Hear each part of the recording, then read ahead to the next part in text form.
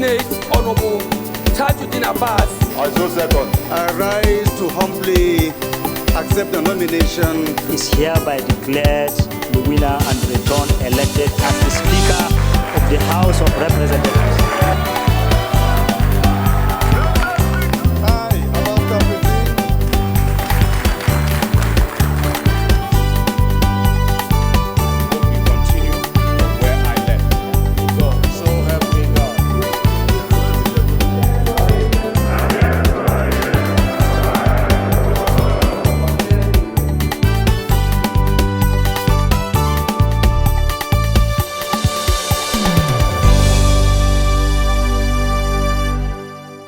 How will an agency under the ministry can borrow till 5 billion?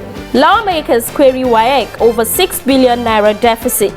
The security agencies is actually carried along, and you must also be part and parcel of this special intervention. And House of Representatives pledge special intervention funds to select paramilitary forces. Glad to have you join us on yet another episode of House Ticket, your regular educative program highlighting the activities of the House of Representatives, Federal Republic of Nigeria. In this episode, lawmakers question head of National Office of the West African Examination Council, WAEC, over a 6 billion deficit incurred in 2023, as well as a loan of 5 billion naira it got in 2022 for the purchase of customized calculators for the examinations. These came up during an investigative hearing organized by the House Committee on Basic Education, a report of which we will bring you in the course of our program. In another report, the House Special Committee on Oil Theft has resumed hearing over the utilization of special intervention funds to combat crude oil theft across the country. The committee sat for 2 days interacting with various MDAs. Details of the meeting forms a major segment in our story. We will wrap up today's episode with an interview with Lawmaker Kolawole Akinlayo Davidson, who speaks on a range of issues. The program starts fully in a moment. Please stay tuned. Hi, about that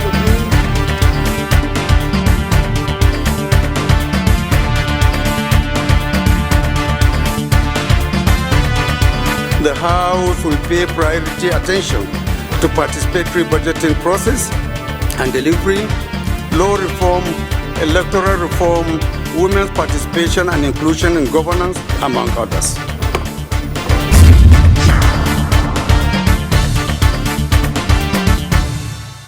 Glad to have you back, and thanks for staying tuned. We begin with the report of the engagement of the House Committee on Basic Education with the head of National Office of the West African Examination Council, WAEC, Josiah Dangote.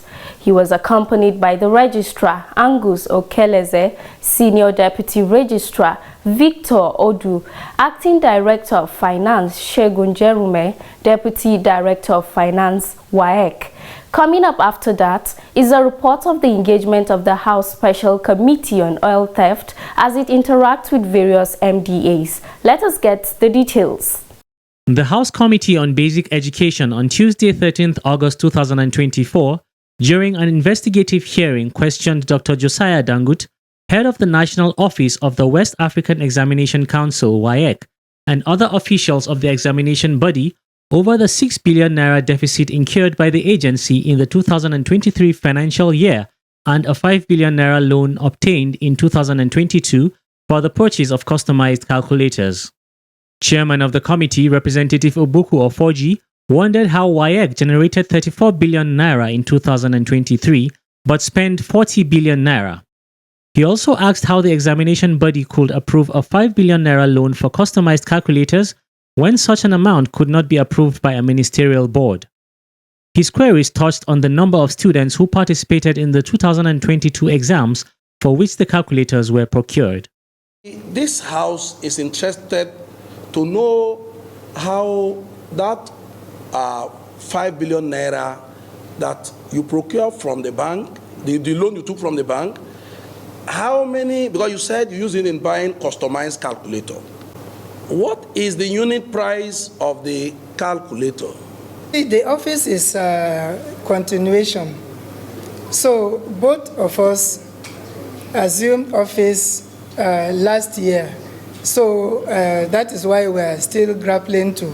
So, but I can assure you that if you give us time, when we will be submitting the other request, we will give you accurate data on this. How will an agency under the ministry can borrow till 5 billion without National Assembly, without Federal Executive Council? The chairman added that the committee was not on a witch hunt, but was focused on fulfilling its constitutional obligations.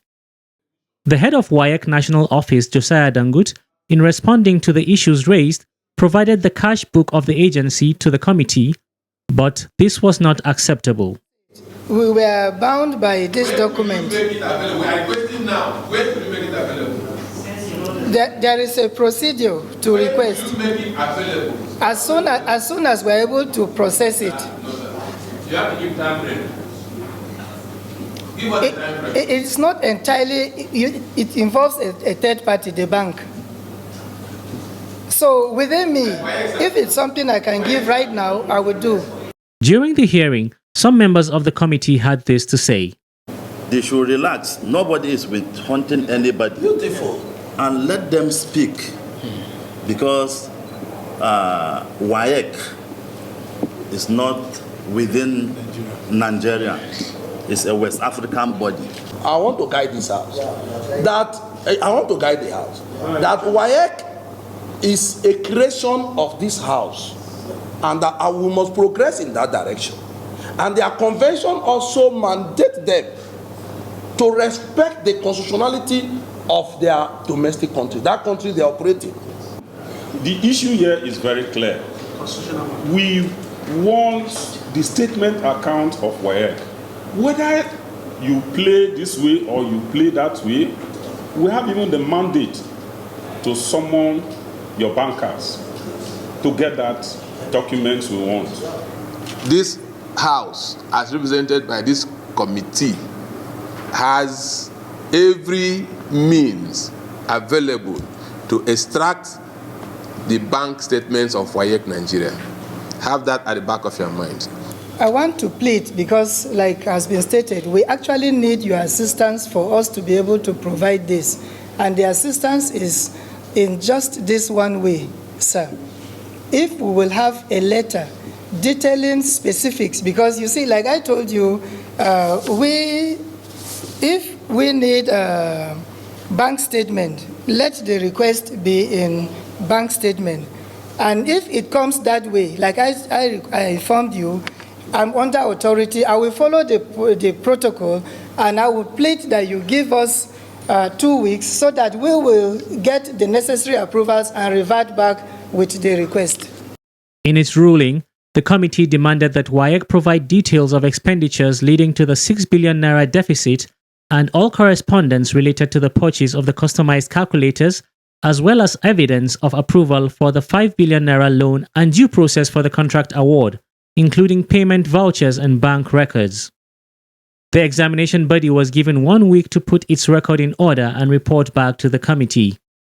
The committee also demanded for evidence of submission of accounts to the Auditor General for the Federation from 2018 to 2023, as well as the profile of the external auditor for the agency and the engagement letters for the past 3 years.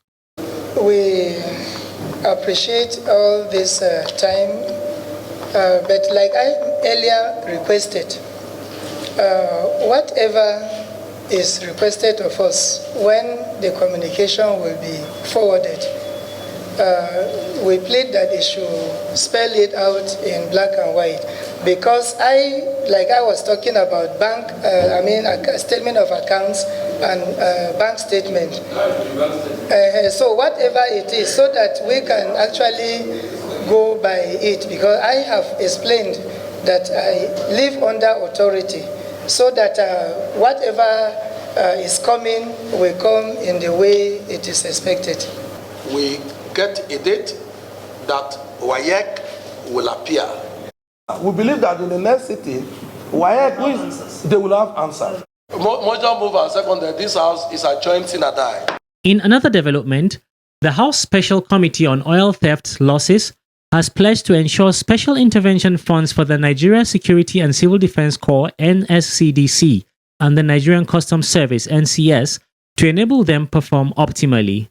The chairman of the committee, Representative Alhassan Adodogwa, stated this on Tuesday, 13th August 2024, during a special session on the utilization of special intervention funds to combat crude oil theft across the country.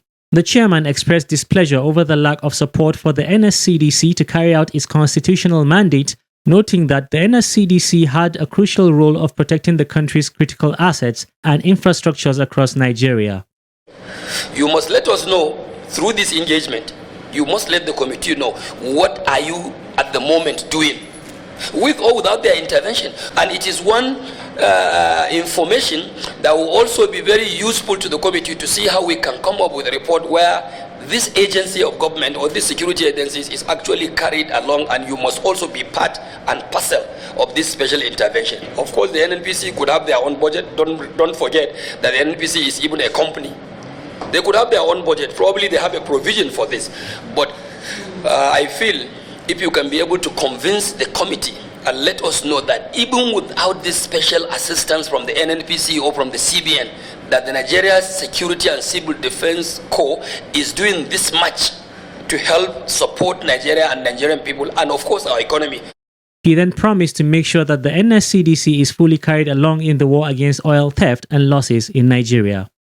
I want you that in the course of we are responding to the questions to let this committee understand that you mean that the NNPC, the CBN, and the Office of the Accountant General of the Federation that we have seen observing this role, this informal role of assistant security agency. I say informal because as far as we are concerned, it's not specifically or bluntly covered in the appropriation law.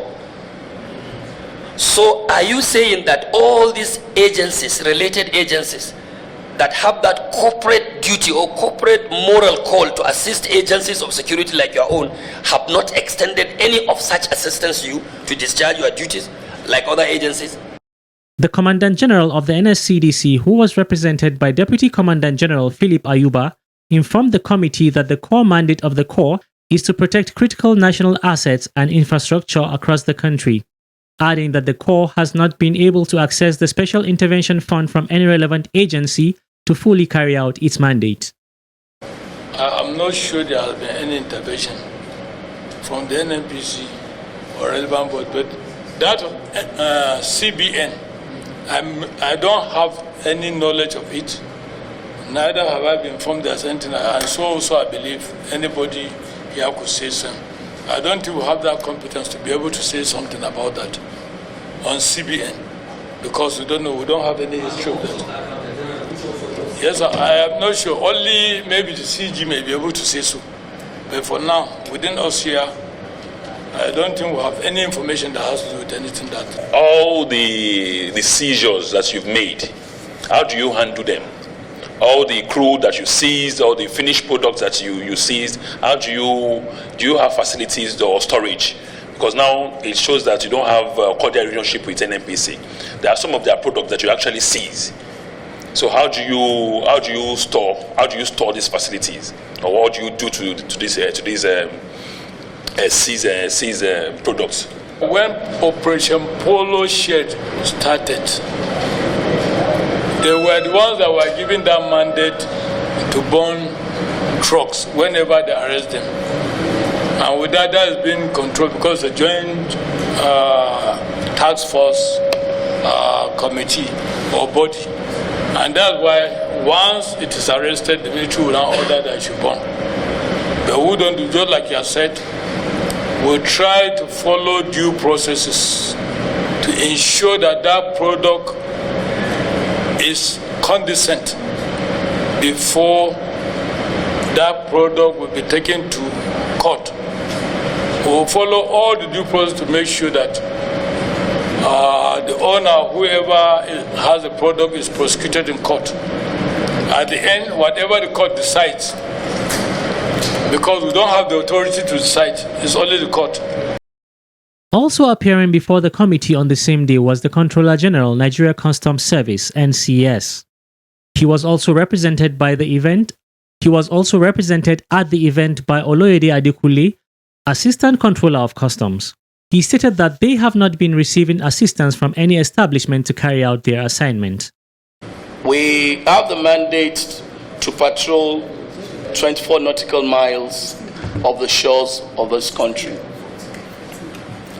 We don't have any intervention from either NNPC, CBN, or the Accountant General's office. But we're currently undergoing a joint operation with NNPC right here in our office in Abuja. We collect data and information and we strike. So we are not at the border for this operation, but we work based on information we gathered from NNPC as per the number of liters they have sent to these border stations. He has a case similar to the case of the Nigeria Civil Defense as an organization. And, probably, like I said, we will sit down, look at it and see how we can basically incorporate any other agency of government, especially in the area of security, to be able to function as effectively as they should. In its resumed hearing on Wednesday, 14th August 2024, the House Special Committee on Crude Oil Theft, in a separate engagement with the Economic and Financial Crimes Commission, EFCC, the anti-graft agency made a strong case for the establishment of specialized courts to try cases of those apprehended for oil theft and related crimes to facilitate recoveries. Representative Sada Soli, who stood in temporarily for the committee chairman, Representative Alhassan Dogwa. Do you have an idea how many cases that are before you now with regards to oil theft? So that the Secretary can take note of that, so that we make a justification for special courts. How many cases do you have before you? I will not be fair to my organization if I just give a specific number, but I want to tell you that it runs into hundreds. Yes, if you look at our document here, 2019 alone, the cases that we even took to court is over 400. So 2022, the records are also here too. They're running up to 200 and something. So they're running into hundreds. So on every day basis, we always receive, and we sieve them to know whether they are worth being investigated or they're just one of those cases that we forward it to the appropriate agencies or the appropriate agencies. We witness EFCC withdrawing cases, sometimes at the lower court, sometimes in the higher court. I want to know, what is the reason behind that? Is it lack of finance to continue the cases? Is it any influence? Or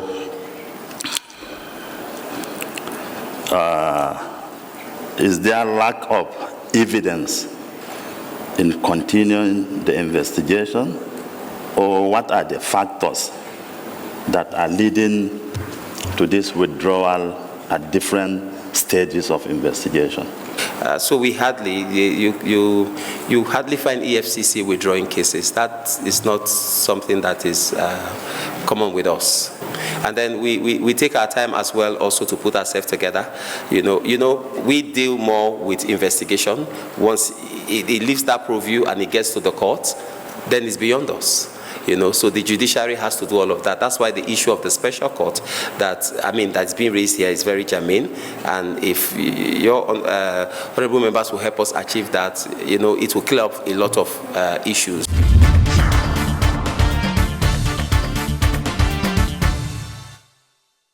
If you just tuned in, the program is House Ticket, a program highlighting activities of lawmakers at the House of Representatives, Federal Republic of Nigeria.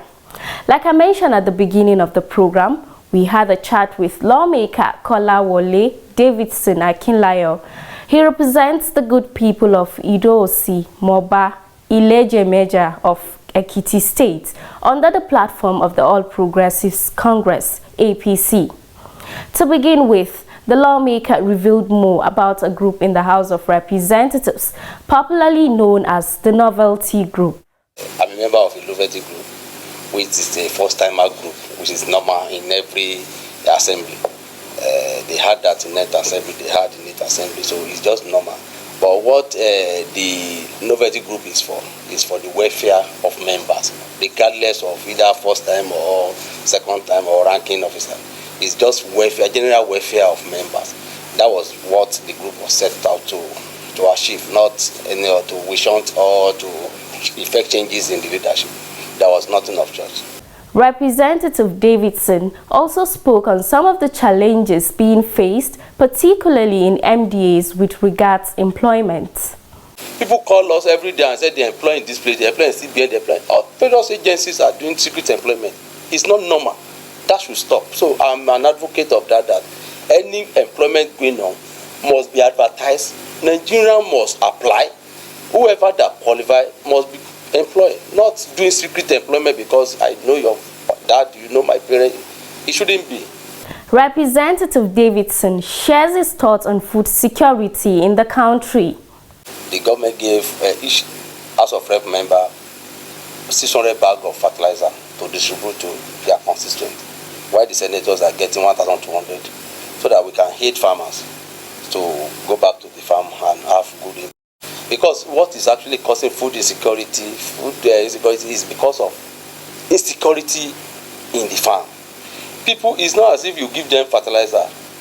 They can't go to farm and farm peacefully. So insecurity should government should first of all tackle insecurity before giving the farmers farm input and whatever. Because for me, to give them fertilizer cannot solve the food insecurity in the country, because the security in every area in this country is on you can't quantify it. Moving on, the lawmaker spoke on the journey of the 10th House as a new member in the House. He spoke on his experience. Awesome. Thus far, awesome. And at least it's a learning process. So we are learning the process and we've learned a lot. And going forward, at least we'll put in our best to serve our people better. He also spoke on the leadership style of the Speaker of the House, Right Honorable Abbas Tajuddin. No suppression, no oppression, nothing of choice. They did that. The Speaker has been fair to all members. That's what I know. The speakers have been fair, open, transparent, and accommodating, and is very liberal. So the Speaker is the Speaker for all. Representative Kolawole told us what his constituents should expect from him. I will do what I promised to do, because I promised that, okay, when I'm elected, I will serve them well, I will improve on their welfare, I will renovate health centers, schools, I will influence some rules, I'm a legislator, we have to make laws, but we influence some projects to my constituents, and we are doing that, and we are on top of that, and by God's grace, that will be achieved. In closing, Lawmaker Kolawole Akinlayo Davidson leaves a message for Nigerians. Nigeria should be patient with Mr. President. They should be patient with also National Assembly, because whatever we do here is a consonance with the rules and peaceful coexistence of Nigeria. So we can't work against Nigerian people. So they should be patient and they should pray for the government, because things are tight and the country is hard. We must just fix it. That was Lawmaker Kolawole Akinlayo Davidson, a first-time member of the 10th House of Representatives.